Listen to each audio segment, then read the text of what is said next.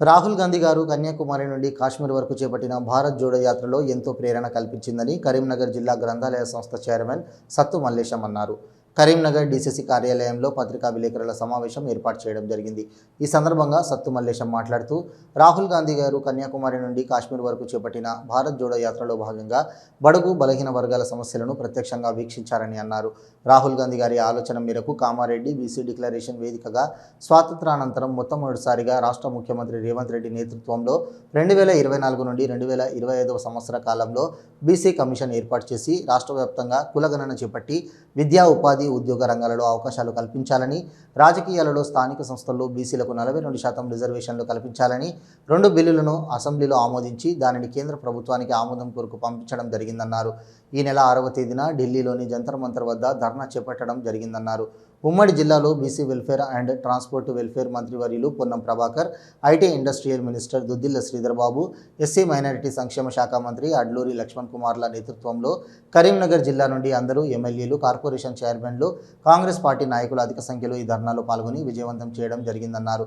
తెలంగాణ రాష్ట్రంలో ప్రజాపాలన ప్రభుత్వం అద్భుతంగా పరిపాలన చేస్తుందని, సంక్షేమ పాలన విషయంలో భాగంగా ఏ రాష్ట్రంలో ఇవ్వని విధంగా పేదలకు కడుపు నిండా సన్నబియ్యం ఇస్తుందని బండి సంజయ్ గారు తమ ప్రభుత్వ నేతలకు గర్వంగా చెప్పాలని కోరారు. ఈ విలేకరుల సమావేశంలో నాయకులు ఎండి తాజ్, భానోత్ శ్రావణ్ నాయక్, కురివి అరుణ్ కుమార్, అబ్దుల్ రెహమాన్, జల్లోజీ రాజు, గంగుల దిలీప్, అడప సాగర్, అమీర్ తదితరులు పాల్గొన్నారు.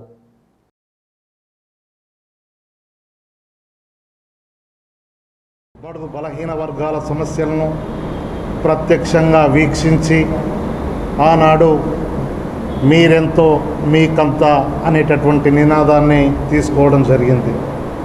రాహుల్ గాంధీ గారి ఆలోచన మేరకు కామారెడ్డిలో జరిగినటువంటి బీసీ డిక్లరేషన్లో మీరెంతో మీకంత, మేమెంతో మాకంత అనేటటువంటి నినాదంతో ముందుకెళ్ళి తదనంతరం ప్రజాప్రభుత్వం ఏర్పడిన తర్వాత మా ప్రియతమ నాయకుడు ముఖ్యమంత్రి వర్యులు రేవంత్ రెడ్డి గారి నేతృత్వంలో ఆలోచన నుంచి ఆచరణ వరకు 1 సంవత్సర కాలంలో ఫిబ్రవరి 2024 నుండి మొదలుకొని ఫిబ్రవరి 2025 వరకు ఈ సంవత్సర కాలంలో ఒక డెడికేటెడ్ బీసీ కమిషన్ ఏర్పాటు చేసి కులజనన సర్వే చేసి అసెంబ్లీలో బిల్లులు ప్రవేశపెట్టడం జరిగింది.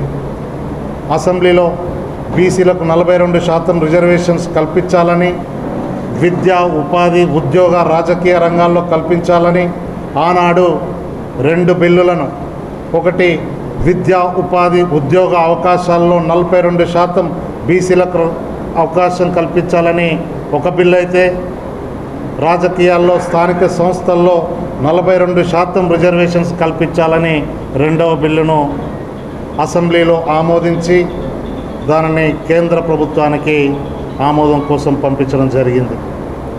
మొన్నటి వరకు కూడా కేంద్ర ప్రభుత్వం ఆమోదించకపోగా కేంద్ర ప్రభుత్వం పైన ఒత్తిడి పెంచేందుకు ఈ నెల 6వ తేదీన ఢిల్లీలో ఉన్నటువంటి జంతర్ మంతర్లో ధర్నాకి పాల్గొనడం జరిగింది.